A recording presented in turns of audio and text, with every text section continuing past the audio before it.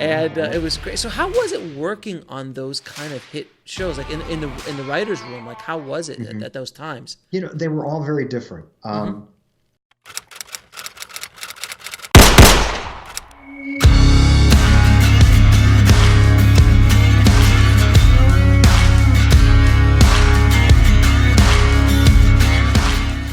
Renegade was kind of a one-off, so I was a guest writer on that. Freelance writer came in.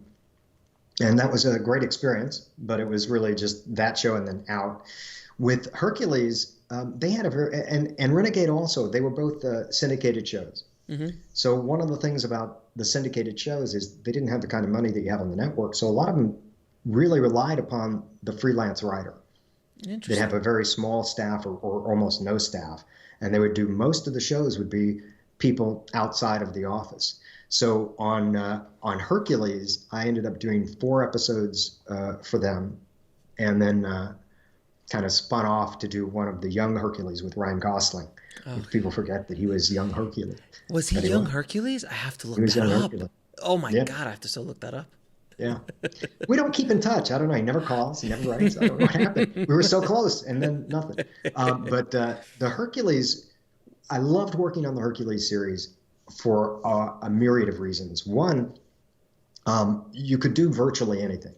They were open to just about, I mean, I wrote some, I don't know if iconic is quite the word, but I wrote some interesting episodes. I wrote one called Les Miserables. No, it wasn't Les Miserables. It was Les Contemptibles. That's what it was. Okay. And it was, they came to me and they said, hey, we want to do a wraparound show. And I said, great. And they said, let's set it, we want to set it in revolutionary France. And I went, Hercules? In revolutionary France? You got to give me a little more here. What?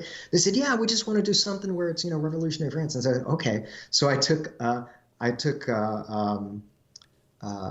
can't remember what the Dangerous Liaisons. I took the movie Dangerous Liaisons, and I took that concept and married it to the Scarlet Pimpernel.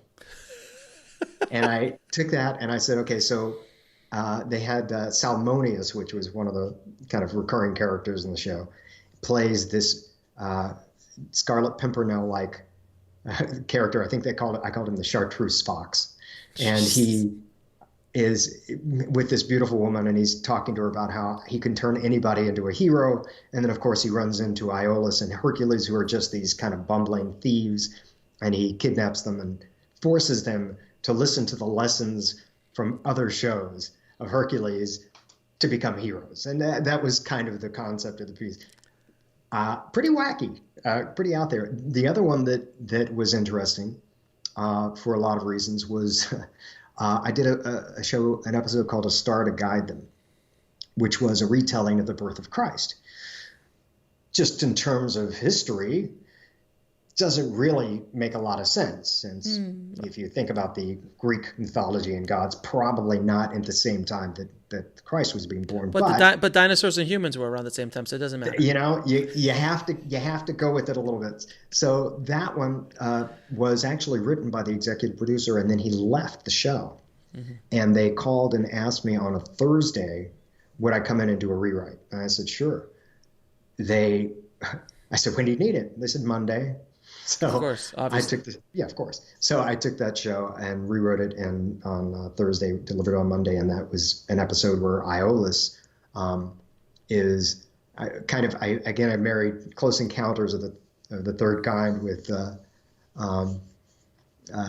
birth of Christ, where he gets hit by a star, and it suddenly, he has to follow this path to this manger where Christ is being born. There have been some unusual shows. So you're basically kind of like the originator of Sharknado. Like, you threw two things together and just like, well, sharks and tornadoes. Obviously, why wouldn't you do something? Of course, like who wouldn't think of that?